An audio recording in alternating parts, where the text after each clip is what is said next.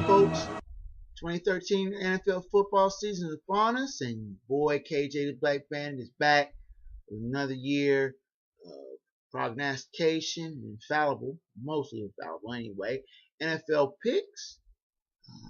We're skipping over the first game where Peyton Manning decided he wanted to act a fool and throw 7 touchdown passes, even though I did predict that correctly. If you look on my website, UGABsports.com on Thursdays, pick the games. All these picks are the same that you'll see on that website every week. I don't deviate one from the other.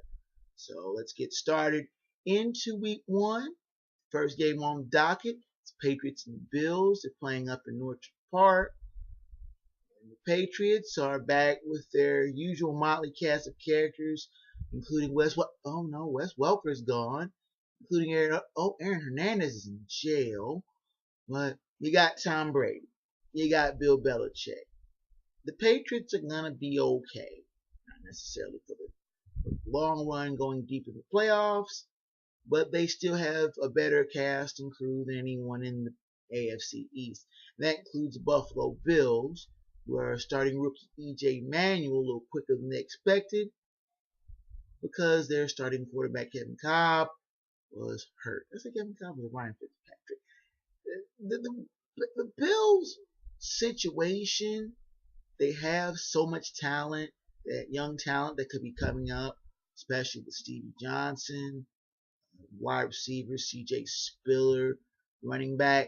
They have so much talent there, they can't seem to put it all together, and rookie coach Doug Marrone's going to have his hands full trying to put this team on the winning path. This team hasn't seen the playoffs since 1999, longest drought in the NFL. They're going to start in the hole 0-1 against the Patriots, team that is showing some signs of wear and tear, showing some signs of age. Tom Brady has been in the league 13 years. Yes, he's been in the league that long, but he's still got enough on the ball. Belichick has enough on the ball where they should win pretty easily. We're taking the Patriots in this one. Now continuing on down the 1 o'clock docket of games. Next game is in Charlotte, where the Seattle Seahawks will be taking on the Carolina Panthers.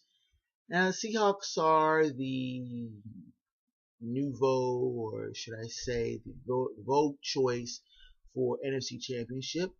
Julius picked them to win NFC, and they're heading east to face Carolina Panthers. And more often than not, I'm going to say that a West Coast team heading east is usually dead meat. But in this case, I think the Seahawks are a lot more dynamic. Russell Wilson, the quarterback. Now, the unquestioned leader of this Seahawk bunch, Marshawn Lynch, is his usual rugged running self.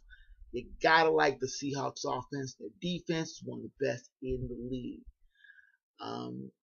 Cam Newton is seeing all these quarterbacks come into the league and performing so well. Andrew Luck, Russell Wilson right on the opposite sideline this week.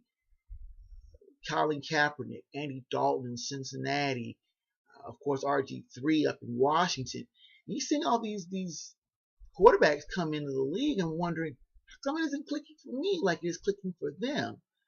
Of course, Newton is playing well. He's thrown for close to 4,000 yards in both of his NFL seasons, and has rushed for a good deal of yards himself. But there's questions about his leadership. There's questions about the talent around him. And until he gets more talent around him, D'Angelo Williams and Steve Smith notwithstanding, the Panthers are going to be a mediocre 500 team. Is this going to help them this week? No. Seattle's a better team. Point blank. I think they go on to the victory. Our next game is in Chicago, where the Bengals will head to Soldier Field to take on the Bears. Both of these teams finished 10-6 last year, but the Bengals did make the playoffs, and the Bears did not. They changed coaches. Mark Trestman, longtime NFL assistant, CFL coach, is now the Chicago head man, and you have to wonder if that's going to make a difference for Jay Cutler, who has had a tendency to do his own thing, not listen to anyone and play his own game. I think that the Bears are going to be a pretty decent team this year, but I think the Bengals are going to be even better. Bengals have a great defense. Geno Atkins, Vontae Burfict, two of the great pass rushers on that team. Their only weakness is in the secondary. That they have good talent, but not super talent, and the Bears could exploit that. I see a tight game here, but I also see the Bengals coming out on top. You know, a couple games this week are pretty close to call. One of them is in Cleveland, where the Miami Dolphins are playing the Cleveland Browns, and the Browns have so much young talent. Trent Richardson. They brought in Jason Campbell, an old vet who's well-traveled. They have talent. The Browns have talent. The problem is them putting it all together for a cohesive unit. And the Dolphins are just as bad. They have young Ryan Tannehill at quarterback.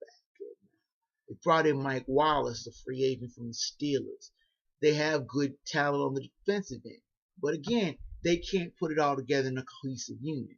Both these teams sported losing records last year. Which team is poised to make the breakthrough? Now, people might say the Dolphins have a little bit more on the ball.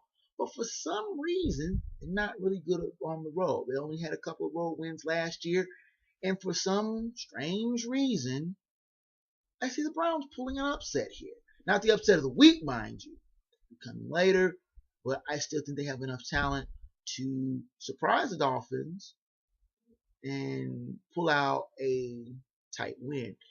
Another toss-up game here is between the Vikings and the Lions, playing up Ford Field in Detroit.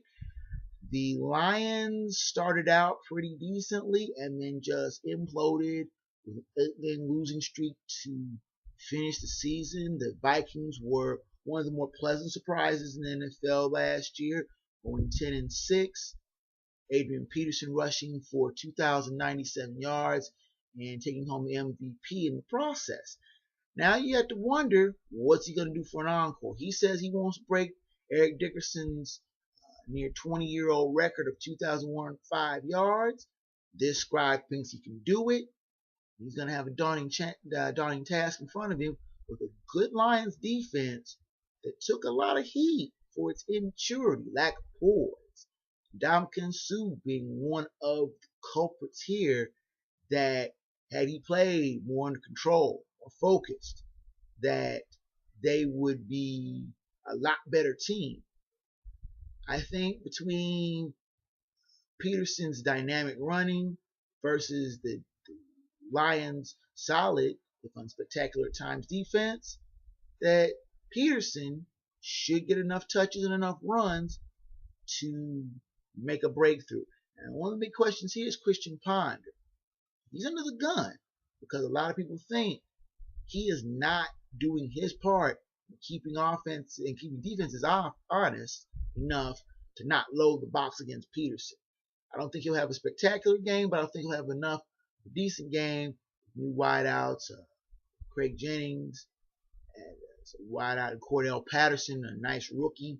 I think they'll have enough touches and enough throws to keep defense for the Lions off balance, and that the Vikings will pull out the win.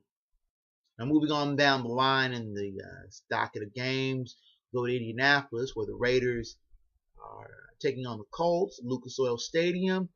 And what can you say about the Raiders other than they are an absolute mess? Questions at quarterback. Terrell Pryor is going to be the starter, and one has no idea what his overall skill set will be in the grand scheme of things.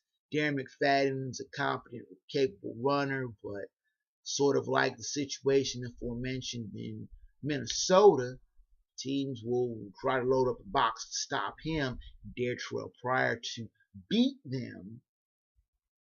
Whereas on the other side of the ball, Colts, young, dynamic team, Andrew Luck, solid quarterback. Reggie Wayne, now the old pro at wide receiver. And the Colts have bolstered their running game. As Ahmad Bradshaw will start taking his runs from the backfield of the Indianapolis Colts. It's pretty even, pretty clear choice here. Well, my pick is going to be the Colts are the lock of the week. I think they will have no problem dispatching the Raiders, who are doubly compromised as they are not that good of a team, and they are a West Coast team heading east for a 1 o'clock start, which is always a good case for dead meat. And the Raiders don't play well away from home. They don't play well on Eastern time. I think the Colts roll pretty easily. And another AFC South team that we're looking at here, the Jacksonville Jaguars hosting the Chiefs.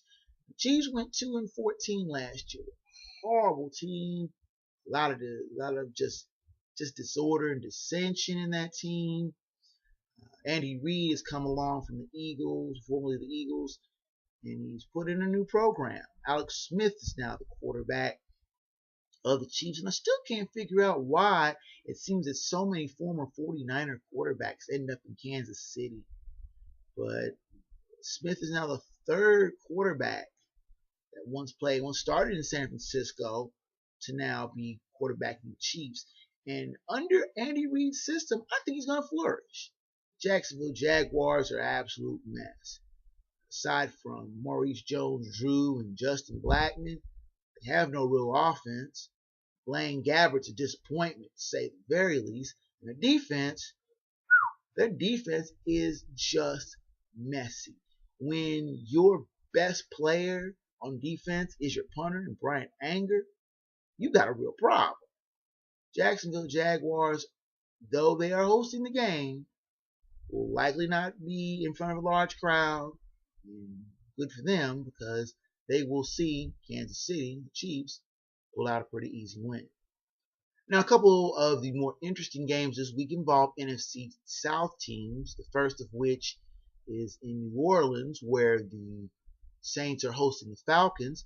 Now, this rivalry is a good one, though it's been pretty one-sided. The Saints have won 11 of the last 14 matchups in the Drew Brees era, but the Falcons have won division titles 2 of the last 3 years. Matt Ryan versus Drew Brees, that you're going to expect to see and will see a lot of points in this game. Both of the defenses are decent, but they have a tendency to bend a bit. So points will come plentiful. Which team takes it? I think, in a surprise, I think New Orleans. It's my upset of the week. I think they have just a little bit more on the ball, a little bit more to prove. Sean Payton coming back after his year-long suspension. Drew Brees is going to be his usual beast mode. I hope so for my fantasy football team's sake. That's neither here nor there. I think that New Orleans pulls out the upset because they play so well in the Dome, and especially against Atlanta. Now, another NFC South team is on the road this week. That's Tampa Bay Bucks. They're playing in New York. Now, the Bucks are a fairly decent team, though they finished 7-9 last year. Josh Freeman is a young, capable quarterback, still learning, applying his trade. The Bucks have a great running back in Doug Martin, who rushed for nearly 1,500 yards last year. Mike Williams is a speedy, dynamic receiver. You take all of that, along with the addition of Darrelle Revis on defense, and send them to New York, and it's about as close to a lock. Though I didn't make it the lock of the week, but it's as close to the lock of the week as you're going to get facing the Jets. The Jets are just a joke. Their defense, while capable, is going to be worn out. Their offense, wait a minute, Jets offense. That's such a thing? No, because the grinning, jeering entity that is Rex Ryan has ruined what little bit of credibility he had with the whole quarterback fiasco. Mark Sanchez getting hurt late in the game against the Giants in the preseason, needlessly putting him in the game. Now he is forced to start rookie Geno Smith, Many people were saying he was going to start after 3 or 4 bumbling weeks by Mark Sanchez. Now he's forced to put his feet to the fire right away. That will be disaster in the making. The Jets are pretty much hopeless against the Bucs. I think the Bucs defense will take advantage of the rookie's mistakes. The offense for the Bucs will cash in against a worn-out Jets defense. We'll take the Bucs in this game in Gotham. Now, the last of the 1 o'clock games is in Pittsburgh, where the Steelers host the Titans. The Titans are a very uneven team. 1 week, Jake Locker's throwing touchdown passes, and Chris Johnson's running over everybody. Next week, they're giving up 50-some-odd points to nobodies and scrubs, and their offense has absolutely no clue where to find the end zone, even with the map. Now, the Steelers played a very uneven season themselves last year, and they still have a lot of questions. They still have Ben Roethlisberger at quarterback, and he's going to make up for a lot of their deficiencies, especially in the running game. Isaac Redman's going to be getting the start, though they're waiting for their heralded rookie Le'Veon Bell to come back from a foot injury. He could be back as soon as next week. The Titans are still a team still trying to find themselves. And you're not going to want to try to find yourself against a Pittsburgh team that always plays good at home, especially home openers. For lack of any real, other than them, both these teams being fairly balanced and even, I think with Pittsburgh playing at home, I think that makes them the pick here. The first of our late games is in St. Louis, where the Cardinals are playing the Rams. The once former St. Louis team, the Cardinals, are messy. They have questions at running back. They have questions of the defense. Carson Palmer, the now off-travel quarterback, is now the signal caller here. And one knows, if anyone knows from Cincinnati and Oakland, that he's an extremely inconsistent quarterback who may put up decent numbers, but has a tendency to throw the ill-advised pick at the absolute wrong time. Now, the Rams are a young team, young and growing. Sam Bradford is their starter at quarterback. They have some dynamic individuals. Tavion Austin's a fascinating player at a wide receiver. They also have a nice running back combination. Daryl Richardson will be starting this week. Isaiah P. from my alma mater, Cincinnati, will be sitting this one out due to suspension. But the Rams, I think, under Jeff Fisher, are making headway, making good strides.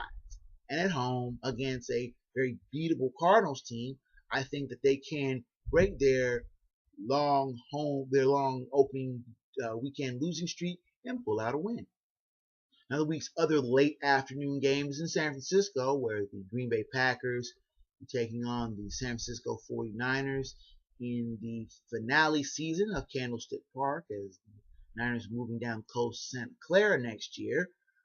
But this is a rematch of a great NFC divisional game last year, where Colin Kaepernick really showed out in a 45-31 rout of the Packers. And the Packers are a team that are sort of in transition. Aaron Rodgers, of course, is the steady quarterback of the Packers. He's the one going to be putting up the obscene numbers. But many people wondered to who. He's lost some key components in his wide receiving games. Greg Jennings has moved on to Minnesota. Donald Driver is retired. But he now has something he hasn't had in a while, a decent running game. Eddie Lacy, the heralded running back from Alabama, is now in Packers' backfield. The 49ers, what can you say about them? Even though they've lost Michael Crabtree to an injury for the year, they still have a solid complement of receivers. Vernon Davis, tight end, Anquan Boldin coming over from Baltimore. This is a really good team that Colin Kaepernick has, not to mention the dynamic running of Frank Gore. Which team comes out on top? This is going to be a tight game. Even though the scoring is going to be plentiful, I like the 49ers to come out on top in this game, even though it'll be a close scoring but it'll be a high-scoring game. The Sunday night game is in Dallas, where the Giants take on the Cowboys. The media just can't help themselves. They love them some Cowboys, love them some Pokes. They want so badly for Tony Romo to finally take they feel his rightful place among Roger Staubach, Troy Aikman, as legendary Cowboy quarterbacks who have taken their team to the promised land. Now, of course, on the other side of the field is Eli Manning, who's only won 2 Super Bowls, but still oft criticized as a player who is just one of those type of forgettable type quarterbacks. And I think to dismiss the Giants is to dismiss any reality and possibility. Giants are a good team, better than advertised. They still need to come together. They're still battling injuries. Jason Pierre-Paul on the defensive side is still needing to shrug off a bad season from last year. I think that the Giants have a solid offense as well. The aforementioned younger Manning, throwing to Victor Cruz and Hakeem Nicks. Both of them are coming off of decent seasons. David Wilson's going to have the burden of carrying the running game by himself with injury to Andre Brown in the preseason. He's going to get the bulk of the carries. The Cowboys side, of course, Romo is, of course, the heralded superstar, supposedly. Dez Bryant is a great talented wide receiver, and the old reliable Jason Witten, of course, tight end, will be the focal point of Romo's passes. DeMarco Murray is inconsistent, off injured, but he should carry the bulk of the running game. Who wins this game? I think the Giants continue to hold sway over the Cowboys in Jerry World and pull out a close win, but I think the Giants are the one to take it. And finally, this week, we have a doubleheader of games on Monday, something I think they should do every week instead of having these stupid Thursday night games, but that's just my opinion. First of the 2 games is in our nation's capital, where the Philadelphia Eagles will be taking on Washington Redskins. And the Eagles are under new management, under Chip Kelly, who brings his fast break offense that he has run so well in Oregon to the pros. Many people wonder if this offense will work. Me personally, I don't think it will. Michael Vick seems to like the offense, and he has been named starting quarterback. Many people wonder how long it will be before one of the younger quarterbacks in the fold will step up. But right now, it's Vick's show to run. But he does not have the kind of offensive complements. So Sean McCoy and Deshaun Jackson are capable running back and wide receiver positions respectively. They're not as good as what is in Washington, where the hyper running of Robert Griffin III is running, is passing. He does everything but make julienne fries, and I think he does that pretty well too. But the Redskins have a better offense, period. Alfred Morris came on as a surprise running back, as a sensational rookie season. His 1,600 plus yards would have made him the toast of the town in any other year. That Adrian Peterson wasn't running for over 2,000 himself. But the Redskins have a running game. They have a good passing game. They have a decent defense, very underrated defense. All of that is going to spell doom for the Eagles, who are just trying to develop and get by. When you're playing against a good team in Washington, it's going to be kind of hard. Redskins came on as kind of a surprise winning the NFC East, but I think they are the more solid team, and I think that they win the game rather handily. The second game of Monday night is in San Diego, where the Chargers are hosting the Texans. The Texans are a lot of people's vote pick for the Super Bowl, not mine, but the Texans are a good team. And a lot of people dog Matt Schaub as a underperforming quarterback. I think he is a capable, if not unspectacular type of quarterback. Has lots of tools to throw to. Andre Johnson, of course, being the dynamic wideout he has. Arian Foster is putting out a lot of miles. He's had a high number of carries over the last 2 years, but I think that he is still very good, capable running back. The Chargers, on the other hand, are just losing piece after piece after piece after piece. Poor Philip Rivers, he does his best, he does what he can, but between injuries and attrition, the Chargers have been coming apart pretty fast. And that doesn't bode well even for their home opener. And I'm taking the Houston Texans. Okay,